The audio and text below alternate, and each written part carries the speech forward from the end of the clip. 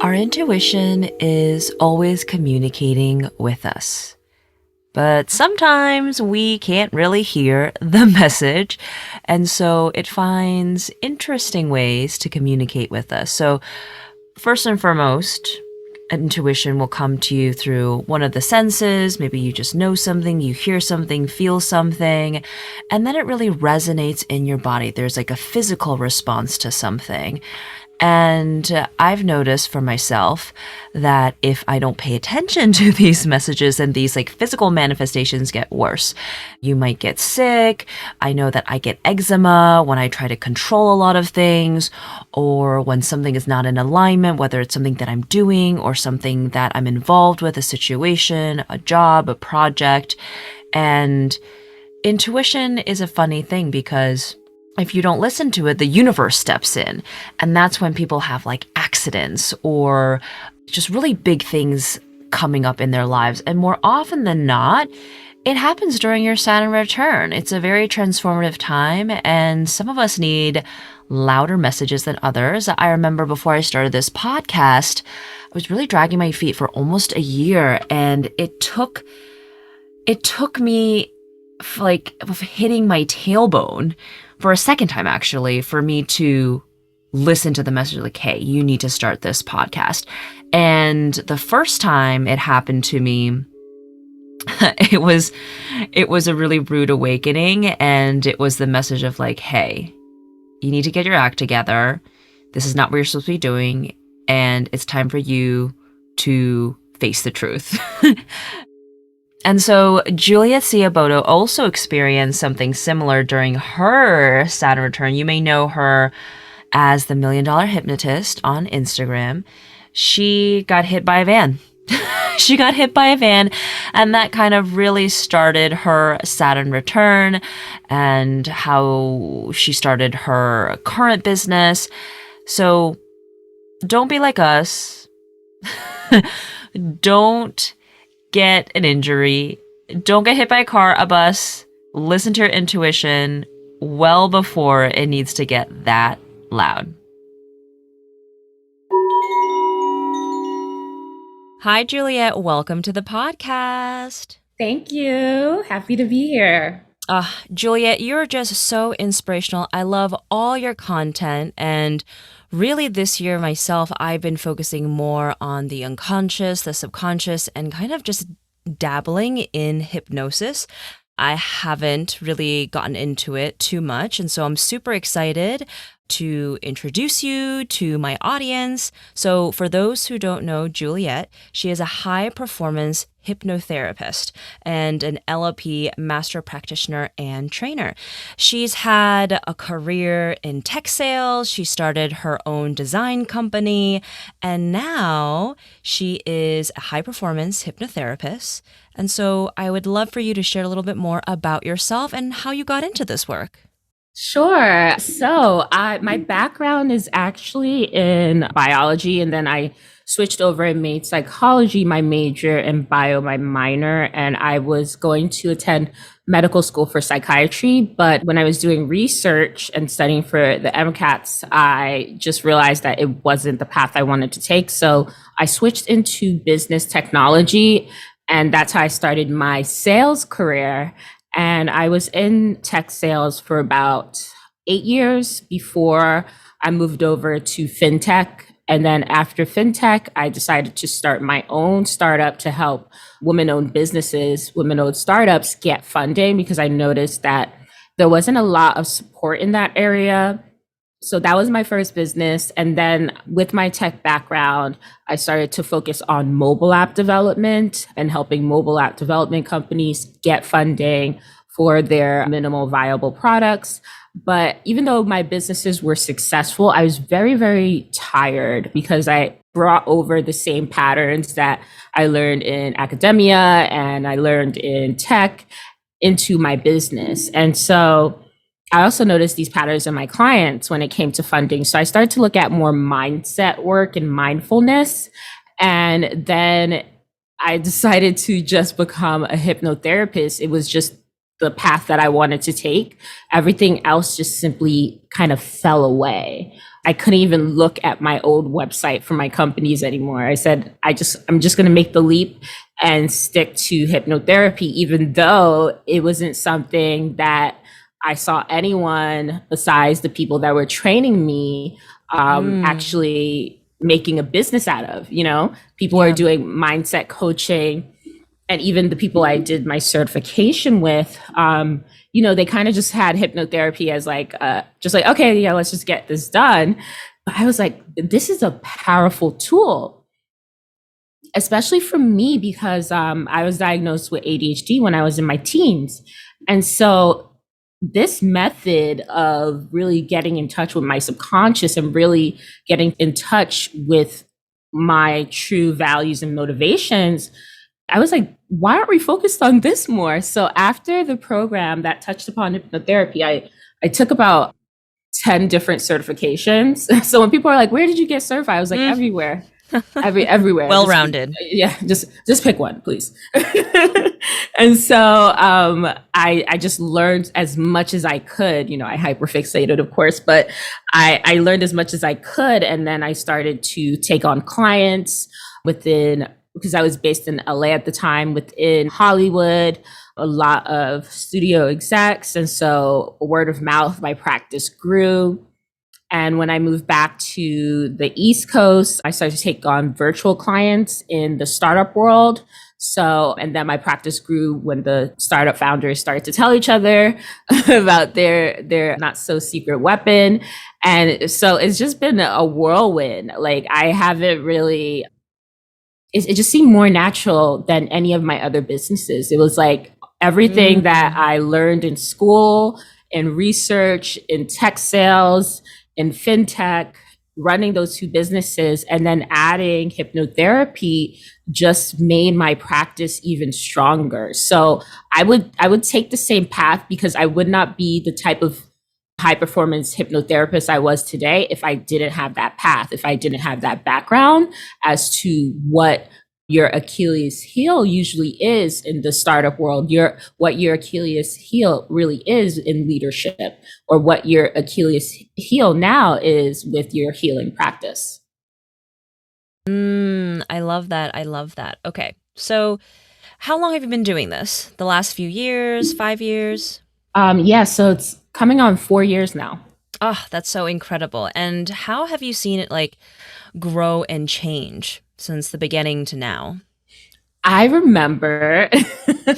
So I was following someone on Instagram, and I think they were like a manifestation coach, and they had like a breakdown on Instagram, on their Instagram stories. And I was like, oh my gosh, are you okay? I would love to help you with the hypnotherapy session. And they laughed at me. They're like, no, I'm fine. And I was like, okay, all right, ouch. And then on Twitter, people would be like, oh, I'm so tired, I'm so this. And I would reply to them. I say, well, hypnotherapy has been really great and blah, blah, blah. And they're just like, what are you talking about? No, that's okay. It's just like no one really saw hypnotherapy as a solution, a real world solution. They just thought it was something in fantasy or entertainment. And so I just kept creating content. I just kept sharing my work, sharing stories from my clients. And now I don't even manage my DMs anymore. I have someone that manages for me, and people are always asking me questions. People are like, do you have any sessions available? I'm like, nope, I'm booked. I'm sorry. So it's like I went from like being laughed at to now being sought after. Oh, and great. And it's just like because I just really believed it from the bottom of my soul. Like it was like I did not need any external validation for that. Like I just knew that this was it. And the reason why I knew, because it was just like the difference in me now and me in 2015, 2016, I'm a completely different human. The soul level changes. And I hate to get dark, but it was like, I was just kind of surviving. And even now people are like, wow, you're so different. It was like because I didn't want to be alive. now Mm. now I do. So now I want it to be very comfortable. Since I decided to stay, I might as well, fix my credit. And so it was just like such a complete difference. And it just changed my world, changed my universe. And so I said, no, I have to share this work. Even if it helps one person a day or one person a year, that's it. That's all I need. And Yeah. so that's what I kept doing. And so, for people who are not familiar with hypnotherapy and NLP, can you describe what it is, what it does, and why it's had such a profound effect in your own life and your clients' lives? Sure. So, as human beings, the way that we communicate our energy and our intention, or we direct our energy, our attention, is through words, right? And so, when we say certain words, it elicits a certain emotional reaction at the subconscious level, at the unconscious level. So, we know that words are very powerful. And because of that, neurolinguistic programming, the science of words, it can be used to heal your language. We know sticks and stones do break our bones, and words actually do hurt us. Oh, I don't know where that phrase came from, but I'm like, no, yeah, they really hurt, and they really hurt. Like you can ask anyone, the most successful person, what's the worst thing has anyone ever said to you? They will know. They won't have to. They will not have to think about it. You can say, what's the best thing someone has ever said to you? They'll kind of like, take a while to think of it. Can't remember. Can't remember. But if you ask them what's the worst thing anyone has ever said to you, they'll like, blah, blah, blah, blah. They'll immediately come to mind. So that's the power of language. And so with neurolinguistic programming, you use your words, you use language to create subconscious shifts. Okay. And then hypnotherapy. And so with hypnotherapy, people are different, but essentially how we navigate life is in a trance. We do, we do run on autopilot. Some programs are better than others. So I know, I'm always like, you need a new operating system. It's time to upgrade. Exactly. It's like, and so with hypnotherapy, you're able to get into a deeper state.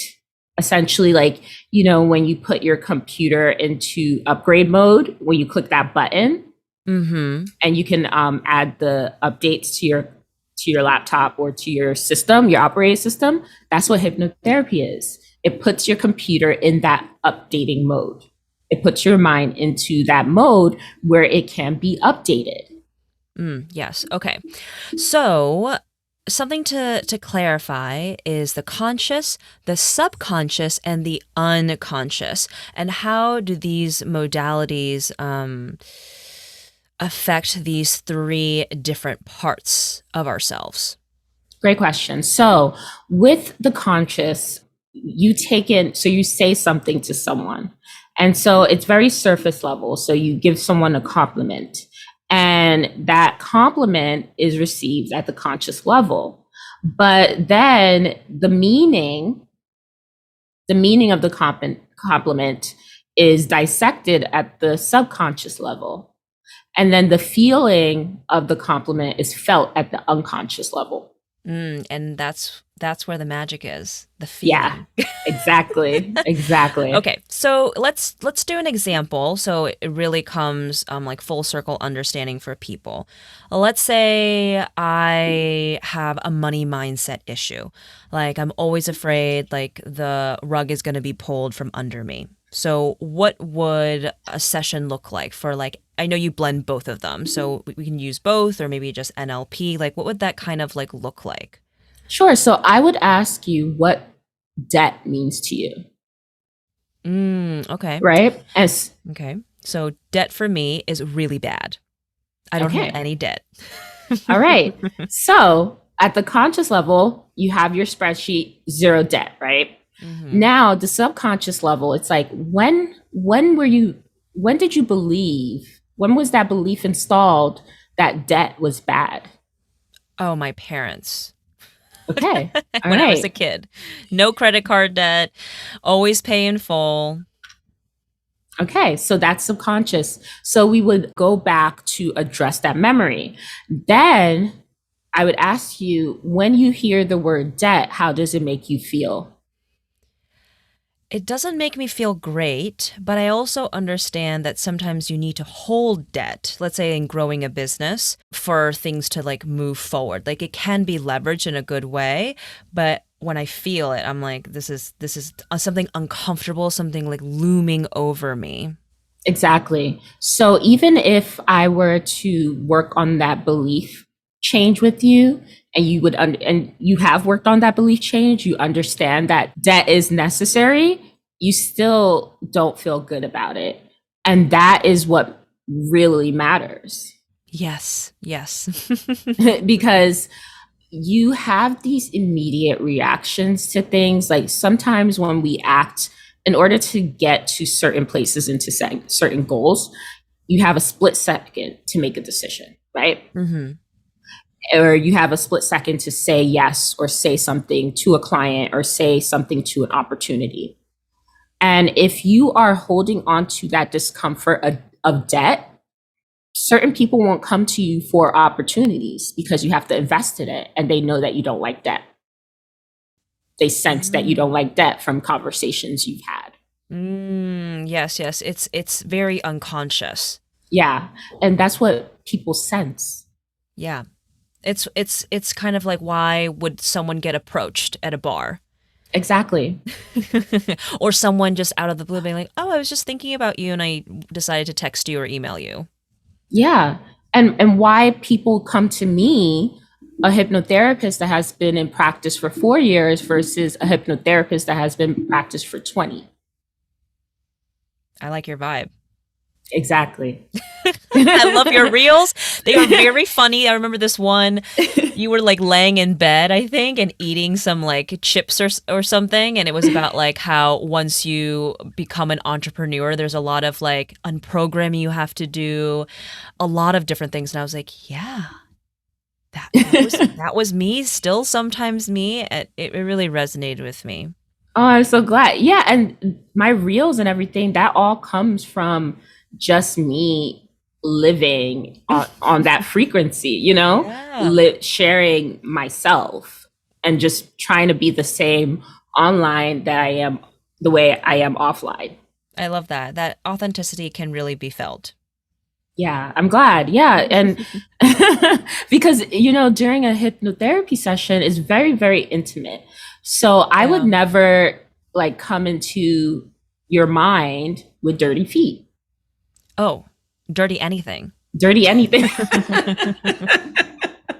Yeah, exactly. hmm Dirty anything, So it's very important and so because of that, I had to really work on myself. I always work on myself. I always try to practice what I preach because I know it's very, very important to get my clients their results. It's a direct hmm link to the results that my clients get.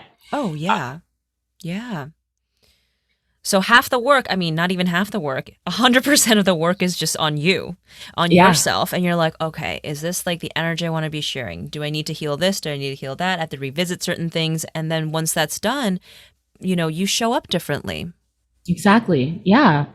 And I had someone ask me I was a guest coach for a program, and Oh, she's yeah. and I saw your post about it. this is someone that actually paid me, so Oh, okay, I okay, showed up. okay.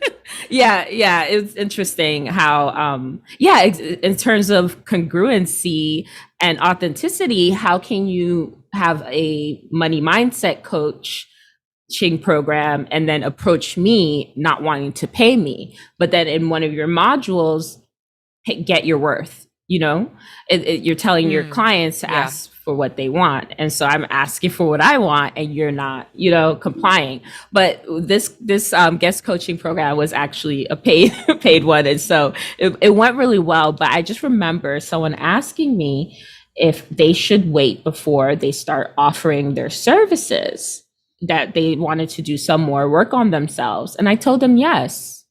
And some of the people kind of were like, what? No, you just got to take the leap, make the leap. If you are creating a healing practice, I would say yes, go ahead and do it afraid in terms of if you're selling products, right? But if you're selling energetic services, it would behoove you to do that work, because when you are ready, you're going to make up for lost time. So you taking that 6 months or 3 months to do that inner work, it's going to seem like nothing, because once you come out of it, you start to present your services and you come up as like this bright being of light. There's no competition. You don't have competition, because you just become this beam that people are drawn to, because you took that time to do that work. So you really didn't lose time. You actually gained momentum.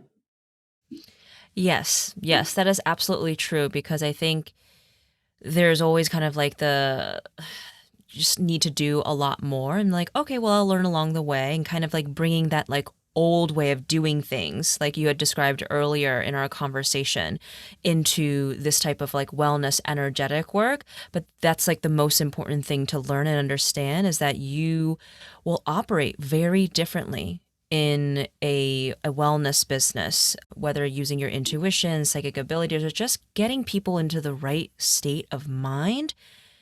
Yes, this is absolutely true. Yeah. And one thing I had to change is that I'm very, very persuasive. Mm-hmm. And so, I mean, you're in sales. Yeah, exactly. And the thing is, like, I was always, even as a child, like my grandfather was the chief of the village, right? Mm-hmm. And everyone was afraid of him. And I walked in and I took his chair and I told him to go get me a glass of water. And he went and got it for me. It's like, okay. Well, I mean, Juliet, kind of sounds like you were hypnotizing people from a young age. Yeah. And so I realized that with my awakening, that I always had this gift. So with that being the case, I do not hard sell my hypnotherapy services, because I know I can get you to join me, but I don't want you to join me because I persuaded you. I want you to join me because you want to do it. So that's why I don't sell in DMs. I no longer do like discovery calls or sales calls, because I will close it. Like, yeah, you'll sign up. It's like a waste of time. You don't even need that part. You don't even need that part. But it was very important to me not to take away that gift, because what makes my clients like soar like eagles, go from mouse to eagle, is them making that choice for themselves. Like, you did that. Yeah. And that is a big part of shifting mindset, that first step. Yeah. So I didn't want to take that away from them, because I realized I could easily just like, yeah, just join me. And so I said, okay, so I need to never. So in this practice, this healing practice, I don't sell like how I sold in tech sales or how I sold in my other businesses with discovery calls. Mm-hmm. Yeah. From your Instagram, it just seems like you're sharing a lot of content, like really valuable content, probably spend a lot of time with you and your team creating things. And I know you have bundle courses, affirmations, lots of different things like that you are selling. But for the most part, what I see is just you sharing wonderful information, and that just really pulls and draws people in. I mean, you're just being hypnotic, but through your content. So you're still doing it, still selling, but in a very subtle, I would say like gentle, not even gentle. I don't know what word to use, but it's good. It's really nice. I'm glad. Like, I'm like, okay. Like, all right, let me try to tame these powers. Oh. Well, it definitely, like thinking of the word, it's like bewitching. Oh, yes. I love that. Mm-hmm. Very bewitching. I mean, I've been bewitched by you.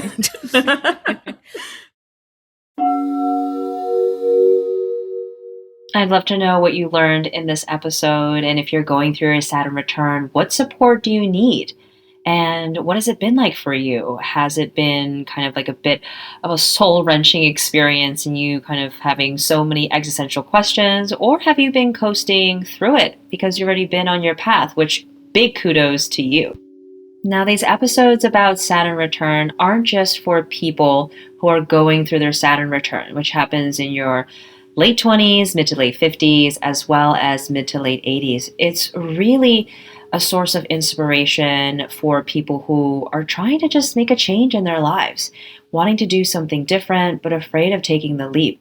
I know that for myself, whenever I'm going through a big transition, it's so helpful to hear the stories of other people because I'm like, they made it through, I can make it through as well. And they also have wonderful tips and tricks of kind of like, what do they do to kind of get through this kind of rocky time? So I hope that it's been inspirational to you. And if you think that someone would benefit from this episode, share it with them. And if you haven't rated the podcast 5 stars, I would be so appreciative if you rated it 5 stars. And if you feel compelled to make a donation, you can find that in the show notes as well. Your support means so much to me. If you're interested in spirituality and how that helps with building a business and figuring out your career, don't miss the next episode that's dropping same time next week. All right, have a wonderful day. And as always, I am wishing you so much joy and so much abundance in your life.